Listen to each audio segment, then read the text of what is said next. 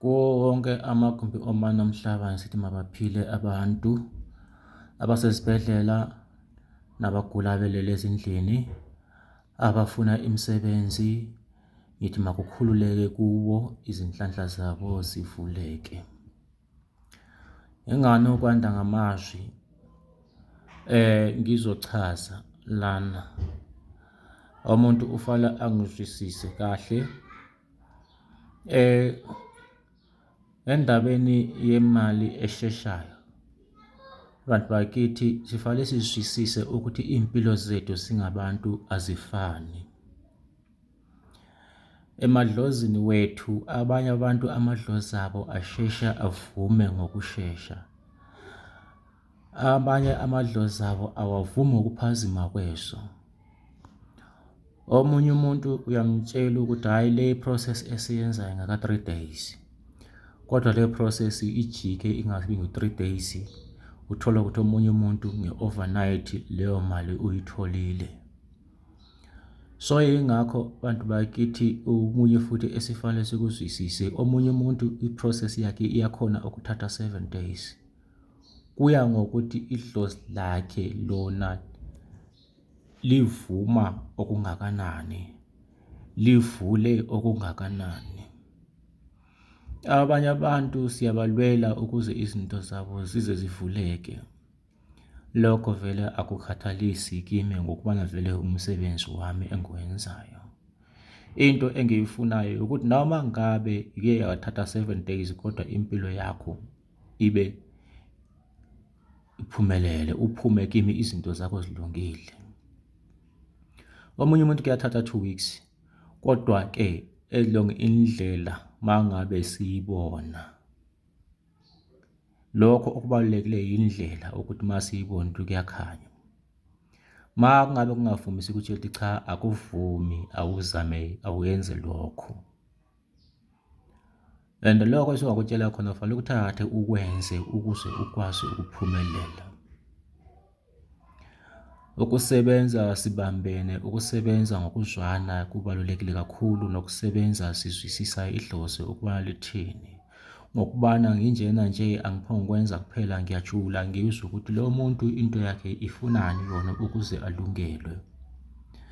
Yikho-ke mina engikwenzayo khona lokho, yikho okungenza kwesinye isikhathi uthola ngingalele ngisebenza ubusuku nemini. Bese ngithatha mhlawumbe amahora 2 noma 3 ukubana ngilale bese ngiyavuka ngisebenze. Ukwakha imizi yabantu, nokwakha impumelelo yomuntu, nokwakha impilo yomuntu. Impilo yomuntu iyabunjwa. Impilo yomuntu iyakhiwa. Impilo yomuntu mayisakhiwa, ngizothatha ngifanise njengendlu.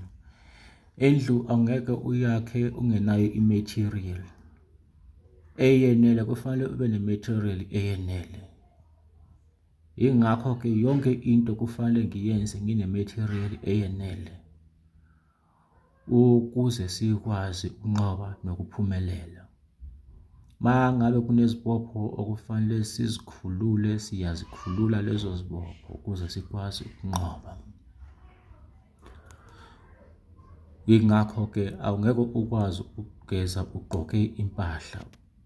Kufanele mangabe ugeza ukhumule impahla. Engikushoyo ukuthi mangabe kumele ugeze sikukhuculule isinyama, siyakugeza sikukhuculule isinyama. Mangabe kumele sikuthumele imithi yokususa leso sinyama, siyakwenza, siyakuthumela. Ngoba le ndaba eyemali esheshayo siyayenza online, siyayenza noma umuntu efikile lapha ekhaya simnikeze izinto zakhe ahambe ayisebenzisa, simtshele ukubana azisebenzise kanjani. Sikhona-ke i-special semali esheshayo eka 3 days singu-2,000. Siye sifaka isaphulelo ngoba siphahlile amadlozi avuma, athi singalenzela isaphulelo. Ikhona imali esheshayo eka 2,000 le iku-3 days i-process yayo.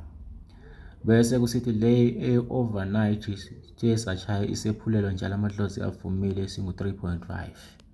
Ngakho abantu bafanele bazwisise eka 3 days ingu-2,000. overnight ungu-3.5 special, ngoba nithi i-special nina, thina sithi yenkanyiso ngesintu. So nginalo ithemba abantu bazwe kahle. Khuluma nami-ke ulithole usizo, imithi isasekhona, isabuyile futhi yokuqhuba imisebenzi yethu. Sizolenzela abantu bakwazi ukuthi baphumelele nabo. Bese kusithi-ke ngabe usuphumelele phela uze ungasikhohlwa, ngoba abanye abantu uthola umuntu sehleli esekhohliwe ukuthi kumele azokhipha okufaneleyo lokho esakuvumelanayo.